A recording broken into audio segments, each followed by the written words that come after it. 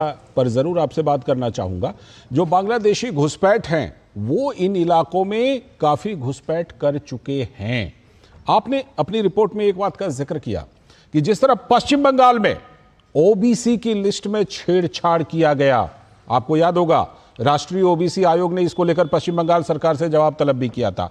क्या ऐसा ही कुछ इन इलाकों में भी हुआ है? क्या झारखंड में भी ओबीसी लिस्ट वगैरह में किसी तरह शामिल किया गया इन घुसपैठियों को? देखिए, झारखंड में ओबीसी की जो सूची है उसमें किसी भी तरह के छेड़छाड़ की पुख्ता जानकारी जो है वो अभी तक नहीं मिल पाई है, या फिर राष्ट्रीय पिछड़ा वर्ग आयोग के जो अध्यक्ष हैं हंसराज अहीर, उन्होंने जिस तरीके से पश्चिम बंगाल सरकार से जवाब तलब किया था कि ओबीसी की जो सूची है उसमें विभिन्न जो मुस्लिम संगठन के लोग हैं, मुस्लिम समुदाय के लोग हैं, उनकी संख्या कैसे बढ़ गई है, उस तरह की बातें झारखंड में सामने नहीं आई हैं।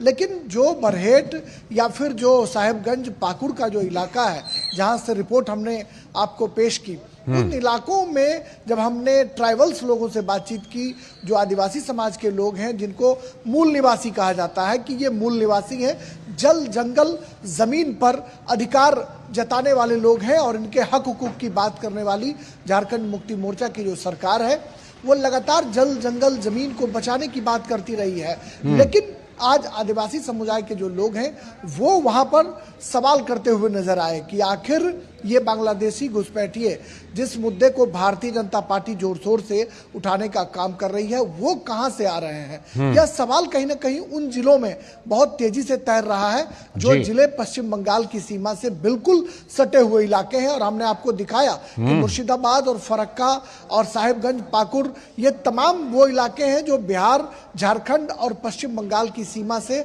बिल्कुल सटे हुए इलाके हैं। हालांकि जब हम उन लोगों के बीच जब पहुंचे, जिसे गृह मंत्री ने अपने इंटरव्यू के दौरान जमाई टोला कहा, जब वहां गए हमने उनका विजुअल बनाया, लोगों से बातचीत करने की कोशिश की, तो वो जो है वो मुकरते हुए नजर आए। उन्होंने स्पष्ट तौर पर कोई अपनी बात नहीं कही।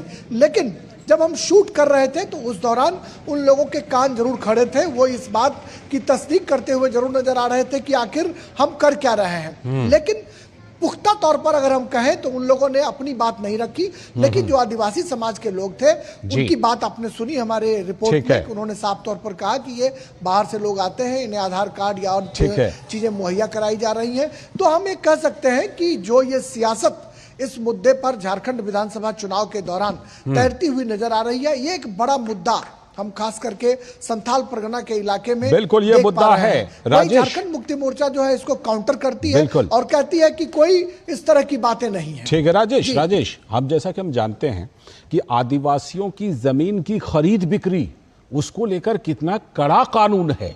तो ये जो घुसपैठिए आपने जमाई गांव जमाई टोला दिखाया, इन्होंने इसका क्या तोड़ निकाला है और क्या इस तोड़ को निकालने में कहीं ना कहीं नेताओं का भी कोई संरक्षण है क्या? क्योंकि आज कल जो है कांग्रेस के एक नेता ने बयान दिया, कांग्रेस के प्रभारी ने, कि हम घुसपैठियों को भी सस्ता सिलेंडर देंगे। तो क्या इसका तोड़ निकालने में वहां कहीं ना कहीं नेताओं का भी संरक्षण है क्या राजेश?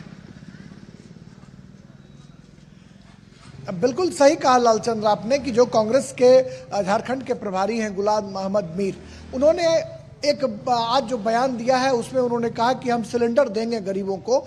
उसमें ना हिंदू देखा जाएगा, ना मुसलमान देखा जाएगा और ना ही घुसपैठियों को देखा जाएगा। तो यानी हम ये कह सकते हैं कि एक रजामंदी की मुहर है कि अगर कोई बाहर का व्यक्ति भी आ रहा है तो उन्हें सरकारी सुविधाएं मिलेंगी, चाहे वो मैया सम्मान योजना हो या सिलेंडर देने की बात हो। ये तमाम जो मुद्दे हैं, इस मुद्दे की धमक, इस मुद्दे की गूंज स्पष्ट तौर पर संथाल परगना के इलाके में जरूर सुनाई पड़ रही है। लेकिन लोग दबी जुबान से इस मुद्दे को स्वीकारते तो जरूर है, लेकिन प्रखरता के साथ जो अपनी बात रखनी चाहिए वो नहीं होती है। जब हमने उस मुख्य जो मार्ग था जहां से हमने रिपोर्टिंग की, वहां के जब बाएं हिस्से में हमने देखा कि दूर दूर तक जो है वो खेत है, जो फसल वाली जमीन लहरा रही है, और उस फसल वाली जमीन में बीच बीच में एक एक घर बना हुआ है लालचंद, जो आप अमूमन देखेंगे कि इस तरह के ठिकाने आपको बहुत कम नजर आएंगे। कि लोग अगर घर है तो कोई मोहल्ला बसता है, अगर नई कोई कॉलोनी है तो ज़मीन काटी जाती है, बाकायदा उसमें 10 फीट का रोड छोड़ा जाता है,